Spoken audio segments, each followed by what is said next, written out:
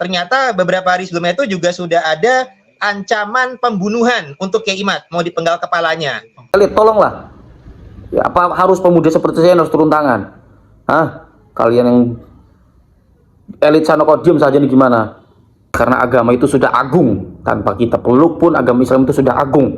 Kita yang butuh Islam. Itu karena kita harus membersihkan diri baik secara pribadi maupun secara komunitas, secara masyarakat, secara ormas, membersihkan diri dari sikap-sikap tak terpuji.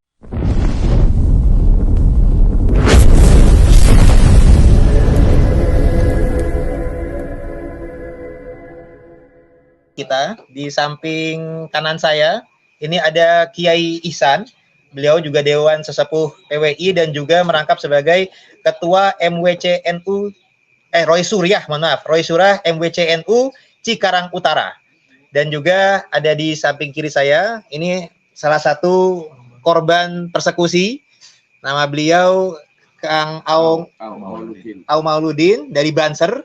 Juga di samping beliau ada Ki Anom, ini Panglima PWI Laskar Sabilillah Jawa Barat. Dan juga ada Kiai Asep selaku tuan rumah, kami sedang ada di Pondok Pesantren Manbau Ulum sebagaimana tempat transit dari rencana lokasi acara yang kita akan datangi. Juga ada Kang Renaldi selaku panitia juga di Kerawang. Juga di sebelah kanan tadi ini juga ada beberapa, nah yang ini nih yang ada korban juga, santri NU yang menjadi korban persekusi dari kelompok preman radikal pendukung Khabib. Nanti juga ada santrinya beliau juga, ada supir ya, yang mengamankan juga dari ini. Jadi saya jelaskan kronologinya ya, Kiai. Jadi per hari ini ada undangan dari Kiai Junaid Al-Baghdadi di Kerawang untuk acara Haul Syekh Abdul Qadir Al-Jailani, di mana beliau adalah penasehat ya, dan kasepuhan dari PWI, di mana PWI esok hari di malam Senin itu mau ada acara pelantikan di Kerawang. Nah, ketika ada pelantikan Kerawang, acara H-1 ya kita rencana diundang buat silaturahim persiapan untuk acara besok. Nah, jadi acaranya Kiai Junaid Al-Baghdadi ini sudah ada pengamanan yang full di lokasi acara. Nah, terus kami beberapa dari PWI ini diundang. Undangan utama yang diharapkan sebenarnya memang adalah Kiai Imaduddin Usman Al-Bantani. Nah, itu dan untuk kalau besok ya Kiai Umat dan juga Kiai Abbas Buntet. Nah, yang per hari ini yang diharapkan hadir Kiai Abbas sama Kiai Imat tidak pada bisa hadir.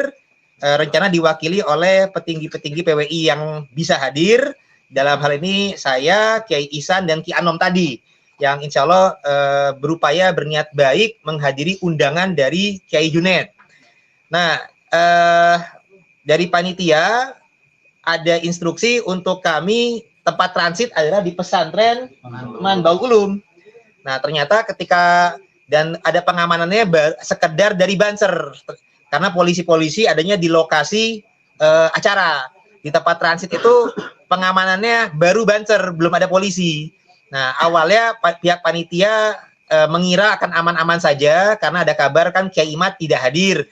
Jadi kalau Kiai Imad nggak hadir, disangkanya akan fine-fine saja gitu, Gus Yai. Nah, ternyata ketika kami sudah berkumpul di tempat transit, lagi siap-siap untuk menuju lokasi acara sekitar jam 9:30. Nah, itu ternyata di luar tuh dihadang. Ada orang-orang tentu yang mencari-cari Kiai Imad. Dan juga perlu diketahui, ternyata beberapa hari sebelumnya itu juga sudah ada ancaman pembunuhan untuk Kiai Imad, mau dipenggal kepalanya oleh salah satu preman di Kerawang sini. Namanya bisa tuh jangan. Ya. Cimacan. Itu kode namanya Cimacan. Si Cimacan lah ya. Itu ada sudah mengasih ancaman kepada WA-nya panitia.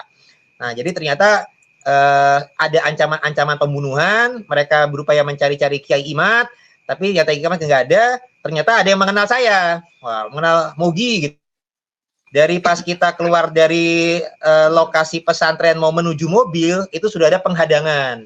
Nah, tapi saya sempat ditarik-tarik segala macam, tapi saya juga bisa masuk, diselamatkan oleh baik panitia Kiai Asep, bagi tuan rumah, dan juga oleh saudara saya tadi ini, Kiai Ihsan, selaku Roy Surya MWCNU Cikarang Utara. Ini yang sudah menyelamatkan. Saya dimasukkan ke dalam mobil beliau, Pajero. Mobilnya itu Pajero udah ada lambang NU-nya. Nah, kemudian kami menuju lokasi acara, dikejar oleh massa motor itu, dihadang, kaca mobil dipecahkan, spion dipecahkan, dan anggota yang mengawal ngiring kami, satu orang banser dan satu orang santri, tapi berjaket banser, itu dikeroyok dan dipukul sehingga lebam dan memar gitu. Yang menyerang kurang lebih 100 massa lah, 100 orang massa. Jadi bukan hanya sekedar berdemo, tapi mereka ibaratnya kayak sweeping, yang mencari-cari Kiai Imad, dan ketika yang ada saya dikejar gitu.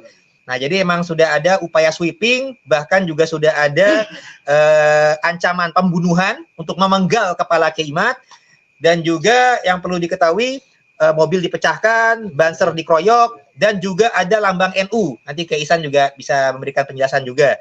Jadi ini benar-benar gerakan yang radikal dan juga sifatnya mengarah ke teroris, bahkan ini mirip-mirip komunis. Nah, jadi ini kita sangat prihatin karena kita diundang adalah untuk ke acara agama, acara haul Syekh Abdul Qadir Jailani. Tidak menyangka ada hal-hal orang yang mengaku beragama Islam tapi menggunakan gerakan radikal. Ya ibaratnya ini udah kayak takfiri saja ini, karena sudah ada yang kayak ibarat menghalalkan darahnya Kiai Imad dan lain sebagainya. Termasuk ini masuk juga nih kepada kriteria MUI, sehingga harus menjadi perhatian banyak pihak.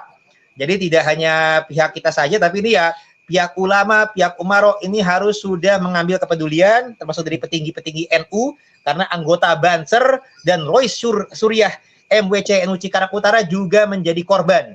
Jadi ini ada banyak pihak yang menjadi korban, hanya masuk kepada kriteria MUI, mereka mengajarkan gerakan radikalisme.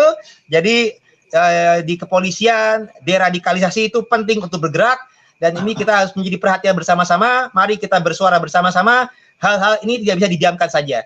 Dan juga bukti ini juga menjadi konspirasi kelompok. Assalamualaikum warahmatullahi wabarakatuh.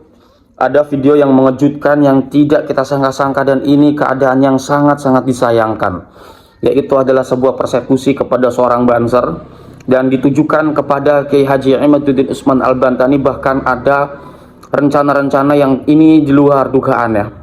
Kita semua harus prihatin dan jangan sampai tinggal diam. Ini adalah keadaan yang pelik karena ini menyangkut tentang marwah kita sebagai bangsa. Ya, ada orang yang katanya dengan enteng mengatakan ingin, astagfirullahaladzim, saya sampai tidak kuat menyebutnya ya, yaitu ingin melakukan pemenggalan, maaf dalam tanda petik, kepada Kiai Haji Imaduddin Usman Al-Bantani. Ini kita mau jadi bangsa apa? Hanya gara-gara persoalan perbedaan pendapat mengenai satu klan sebagai keturunan Rasul atau bukan? Masa kita mau sampai seperti ini? Apakah teman-teman tidak pernah berpikir? Apakah teman-teman tidak pernah merenungi tentang hal-hal yang telah disampaikan oleh panitia ya, yang di mana di tempat itu, di kota itu ada aksi-aksi persekusi sampai seorang banser itu babak belur gitu loh. Ini kita tidak ada lagi waktu bicara tentang, kalau keadaan sudah begini, bicara tentang perkitaban atau apalah, pendapat ini, pendapat anu lah, itu kita bisa kaji. Tapi kok sampai seperti ini nih, kita mau diam saja nih, gimana? Kita mau jadi bangsa apa? Ya, jangan seperti orang mabuk kitab, apa kitab ya. Itu bisa dipelajari. Tapi persoalan seperti ini sudah main fisik. Ayolah semua, kamu juga yang nggak pro Kiai Imad, kalau persoalan sudah seperti ini nggak bisa kalian bela, nggak ada alasan. Ini saya pikir harus direnungi oleh semua, karena kita ini bangsa yang beradab. Kita menjunjung tinggi hak asasi manusia. Ya. Jadi kita tidak boleh menyakiti orang lain. Tetapi kalau orang lain sudah menyakiti kita, ini tidak bisa dibiarkan begitu saja. Barangkali itu saja teman-teman yang dapat saya sampaikan. Kurang lebihnya saya mohon maaf. Salam cinta demo untuk semua. Saya agak emosi ini karena ini menyangkut tentang bagaimana kita beragama, bukan agama sebagai ansih, karena agama itu sudah agung. Tanpa kita peluk pun agama Islam itu sudah agung. Kita yang butuh Islam. Itu karena kita harus membersihkan diri, baik secara pribadi maupun secara komunitas, secara masyarakat, secara ormas, membersihkan diri dari sikap-sikap tak terpuji. Pernah kalian ngeliat saya ngonten emosi begini? Enggak kan? Kita nggak perlu bela Islam dalam tanda petik, karena Islam itu sudah agung. Kita yang perlu mengagungkan diri kita sendiri dari sifat-sifat yang tak terpuji, dari sikap tak terpuji. Aksi-aksi seperti itu, apalagi ungkapan itu dilayangkan loh. Saya tidak setuju kepada oknum-oknum yang selamanya halu, yang sering saya kritisi. Tapi apakah pernah saya berpikiran, jangan untuk melakukan, berpikiran pun tidak untuk menyakiti secara fisik, apalagi dengan bahasa seperti itu. Dan ini seorang Banser itu sudah terjadi. Bahkan logo NU, oke lah, NU sebagai logo, bukan NU sebagai Nahdlatul Ulama yang adalah organisasi besar, tidak. NU sebagai logo, yang kebetulan logonya NU. Oke, itu tidak masalah, no problem. Tapi yang menjadi problem adalah orang motifnya apa ngancurin NU seperti itu. Diinjek-injek dan sebagainya itu. Apa motifnya? Ini para elit, tolonglah. Ya, apa harus pemuda seperti saya harus turun tangan? Kalian yang elit Sanoko diem saja nih, gimana? Persekusi seperti ini kok. Itu saja teman-teman lah. Kurang lebihnya saya mohon maaf. Hadanallahu wa iyyakum ajma'in. Wallahu huwal muwaffiq ila aqwamit thoriqin. Wassalamualaikum warahmatullahi wabarakatuh.